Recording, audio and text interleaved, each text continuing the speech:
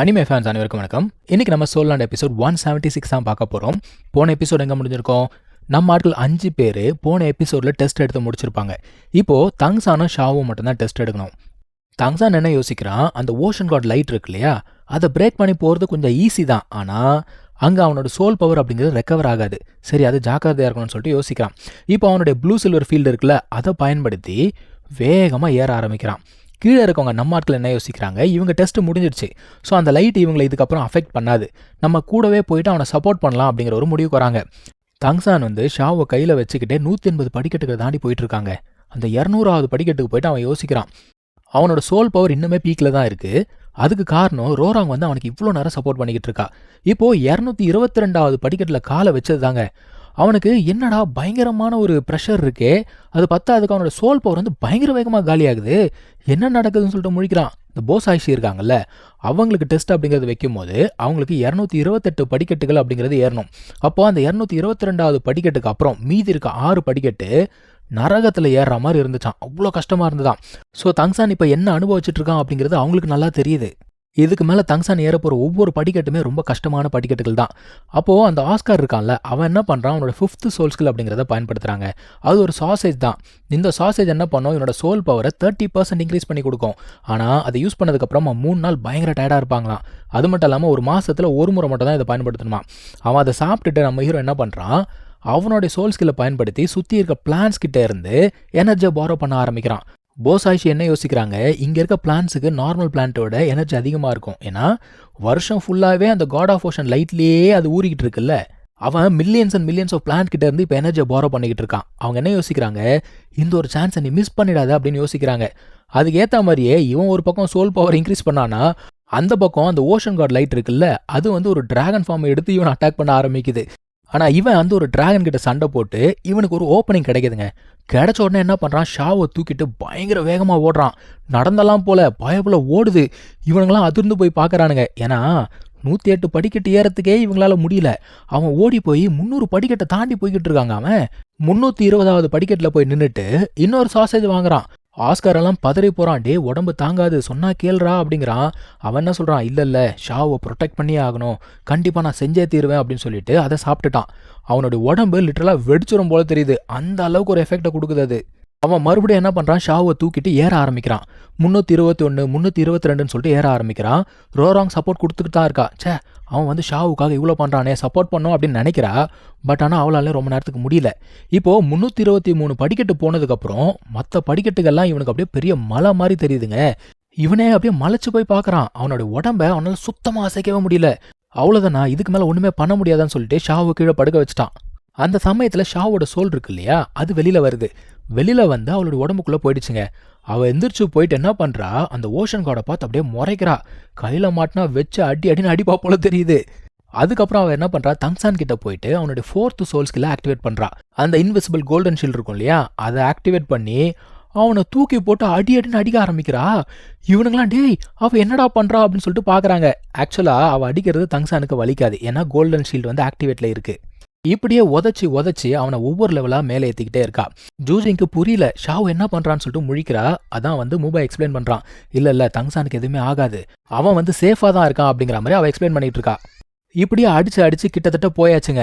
2 level தான் பாக்கி இருக்கு. கடைசியாக அவள் போடுற அந்த ஒரு மூமெண்ட் பார்த்தீங்கன்னா நம்ம எபிசோட் 2லையோ இல்லை 3லையோ பார்த்துருப்போம். யூஸ் பண்ணி அடிக்கிற அடியில் தங்சான் அங்கே போய் விழுந்துட்டான். ஆனால் இவன் பின்னாடி போய் விழுற மாதிரி ஆகிப்போச்சு. ஸோ இவன் என்ன யோசிக்கிறா, எப்படியோ நான் இறந்துட்டேன், ஆனால் இந்த வாட்டி நான் முழுசாக இறக்க போகிறேன், ஒன்றும் பிரச்சனை இல்லை அப்படிங்கிற மாதிரி அவள் யோசிக்கிறா. ஆனால் தங்சான் சாக விட்டுருவானா, அது பத்தாததுக்கு இவங்கெல்லாம் இவளை பிடிக்கணும்னு சொல்லிட்டு வேகமாக கீழே போய்கிட்டு இருக்காங்க. ஆனால் இவங்க நோட்டீஸ் பண்ணாத ஒரு விஷயம், அந்த இடமே பயங்கரமாக ஃப்ரீஸ் ஆகுதுங்க. ஃபேட்டி என்ன கேட்குறான், என்னடா திடீர்னு சில்லுன்னு இருக்கேன் அப்படின்னு கேட்குறான். ஆஸ்கார் சொல்கிறான், டேய் என்னால் அந்த மர்டர் இன்டென்ட் அப்படிங்கிறத ஃபீல் பண்ண முடியுறான்னு சொல்லிட்டு இவன் சொல்கிறான். ஆக்சுவலாக தங்சானோடைய அந்த காட் கில்லர் ஃபார்மேஷன் இருக்கும்ல, அது இவால்வ் ஆயிருக்கு. இதுக்கு பேர் அசுரா ஹெல். ஸோ இதை யூஸ் பண்ணி அவன் ஷாவை ரொம்ப ஈஸியாகவே மேலே தூக்கிட்டாங்க. இப்போ மேலே தூக்குறது பிரச்சனை இல்லை, அந்த காட் ஆஃப் ஓஷன் லைட் இருக்குல்ல, அதையுமே தடுக்கணும். அதுக்குமே அவன் என்ன பண்ணுறான், அந்த கில்லிங் ஆரா இருக்குல்ல, அதை பயன்படுத்தி அதை ஃபிசிக்கல் ஃபார்மாக பயன்படுத்தி அந்த லைட்டை தடுக்கிறான். லைட்டை தடுத்த உடனே இவளுமே மேலே தூக்கிட்டான். அவன் என்ன சொல்கிறான், நீ மட்டும் இறந்துட்டுன்னு வச்சுக்கோயேன், நான் செஞ்ச எல்லாமே அர்த்தம் இல்லாததாக மாறிடும். நீ ஒரு முறை உன்னோட உயிரை சாக்ரிஃபைஸ் பண்ணதே என்னால் ஏற்றுக்க முடியல, இந்த மாதிரிலாம் பண்ணாத அப்படிங்கிறான். இப்போது எல்லாருமே ஓடி வந்து பார்க்குறாங்க. தங்சான் உடம்புல இந்த சோல் பவர் மொத்தமாக காலி. அவனுக்குமே பயங்கரமாக அடிபட்டிருக்கு. என்ன பண்ணுறதுன்னு தெரியாமல் அழுதுட்டு இருக்காங்க. அந்த சமயத்தில் அந்த ஓஷன் காட் லைட் என்ன பண்ணுது, அவனை ஹீல் பண்ணி விடுது. இவன் வந்து டெஸ்ட்டை சக்ஸஸ்ஃபுல்லாக முடிச்சிட்டான்ல, அதுக்காக இவனுக்காக ரிவார்ட்ஸ் அப்படிங்கிறத கொடுக்குறாங்க. ஸோ நம்மால் பார்த்தீங்கன்னா ஃப்ரெண்ட்ஸ் யாருமே கைவிடலை, எப்பவுமே ஸ்ட்ராங்காக இருந்திருக்கான், பிரேவாக இருந்திருக்கான், லவ் பண்ணுற பொண்ணையுமே கைவிடலை. அவனுக்கான ரிவார்டு என்னடா அப்படின்னா, இந்த காட் ஆஃப் ஓஷன் கூட ரெசனன்ஸ் அப்படிங்கிறது 5% அப்படின்னு சொல்கிறாங்க. இது என்ன அப்படிங்கிறது அவனுக்கு புரியல. அதுக்கப்புறமா ஷாவு இவளுமே கடைசி வரைக்கும் போராடினா, இவனை காப்பாற்றணும் அப்படிங்கிறதுக்காக இவளோட உயிரை கூட சாக்ரிஃபைஸ் பண்ண ரெடியானா இல்லையா. ஆனால் இவளோட ரிவார்டு என்ன அப்படிங்கிறது இவங்க சொல்லலை. அது வந்து கடைசியாக தான் தெரியும். ரோராங் கேட்குறா, அது என்ன ஆடட் ரிவார்டு அப்படின்னு கேட்குறா. அந்த சமயத்தில் போசாஷி சொல்கிறாங்க, தங்சான் வந்து 9th டெஸ்ட்டை முடிப்பான் இல்லையா, அப்போ தான் உங்களுக்கு தெரியும் அப்படிங்கிறாங்க. அதை சொல்லிட்டு இவங்களுக்கு வாழ்த்தும் சொல்கிறாங்கப்பா. அதுக்கப்புறம் நம்ம ஜூஜிங் ரோராங் அவங்க 2 பேருமே வந்து லெவல் 70 ரீச் ஆயிட்டாங்கல்ல. ஸோ அவங்க 2 பேருக்குமே அந்த காட் கிவன் சோல் ரிங் அப்படிங்கிறத கொடுக்குறாங்க. இப்போது தங்சான் வந்து 2 கேள்வி கேட்குறான். முதல் கேள்வி என்னன்னா, இந்த காட் கிவன் சோல் ரிங் அப்படிங்கிறது உங்கள் பவர்லேருந்து வருதா இல்லை சி காட் பவர்லேருந்து வருதா அப்படின்றான். அவங்க என்ன சொல்கிறாங்க, இது சி காட் பவர்லேருந்து தான் வருது. இந்த பிளாக் லெவல் டெஸ்ட் எடுக்கிறவங்களுக்கு இந்த மாதிரி ஒரு காட் கிவன் சோல் ரிங் அப்படிங்கிறது கிடைக்குமா. இப்போ 2வது கேள்வி என்னடா அப்படின்னா, அந்த ஓஷன் காட் கூட ரெசனன்ஸ்னு சொன்னாங்கல்ல, அப்படின்னா என்னன்னு கேட்குறான். அவங்க என்ன சொல்கிறாங்க, இதுக்கான பதிலை நான் இப்போ சொல்ல முடியாது, ஆனால் நீ அந்த 9th டெஸ்ட் எடுக்கும்போது அந்த ரெசனன்ஸ் வந்து 100% இருக்கணும் அப்படிங்கிறாங்க. 100%ஆ அப்படின்னு சொல்லிட்டு பார்க்குறான். இப்போ இவங்க 2 பேர் சோல் ரிங் அப்சர்வ் பண்ணிட்டு இருக்காங்கல்ல, மற்றவங்களாம் ரெஸ்ட் எடுக்கலாம்னு சொல்லிட்டு அங்கேயே உட்காந்து ரெஸ்ட் எடுத்துக்கிட்டு இருக்காங்க. இப்போ நெக்ஸ்ட் டே ஆகுது, அவங்க சோல் ரிங் அப்சர்வ் பண்ணி முடிச்சிட்டாங்க. அவங்களோட சோல் ஸ்கில் இருக்கும் இல்லையா, அதெல்லாம் என்னன்னு சொல்லிட்டு செக் பண்ணிட்டு இருக்காங்க. இதெல்லாம் முக்கியம் இல்லை, விட்டுருங்க. இப்போ இவங்களுக்கு 2வது டெஸ்ட் என்ன அப்படிங்கிற ஒரு இன்ஃபர்மேஷனே வந்துடுச்சு. அதாவது ஒரு பெரிய ஸ்பியர் மாதிரி இருக்கோங்க, அது கடல் தான். அந்த கடலில் ஒரு கரையிலேருந்து இன்னொரு கரைக்கு போகணும். ஆனால் அந்த மாதிரி போகும்போது எந்த ஒரு சோல் பீஸ்டையும் கொல்லக்கூடாது. அதுதான் முக்கியமான சேலஞ்சே. இதில் இன்னொரு விஷயம், நம்ம தங்சான் இருக்கான்ல, அவனோட எல்லா சோல் ரிங்குமே பிளாக் பண்ணிட்டாங்க. ஸோ எந்த சோல் ஸ்கில்ஸையும் அவனால் பயன்படுத்த முடியாது. ஆனால் நம்ம ஆட்கள் இருக்காங்கல்ல, ரொம்ப அறிவாளித்தனமாக கேள்வி கேட்குறாங்களாம். அதில் என்ன இருக்குது, உங்ககிட்ட தான் ஒரு பிரமிட் இருக்குல்ல, அதை வச்சு நம்ம ட்ராவல் பண்ணலாம், எந்த பிரச்சனையும் இல்லையா அப்படிங்கிறாங்க. அதான் அவன் சொல்கிறான், டேய் அது ஏதோ ஒரு மிஸ்டீரியஸ் பவரால் கட்டப்பட்டிருக்கு, என்னால் ஒன்றுமே பண்ண முடியலடா அப்படிங்கிறான்.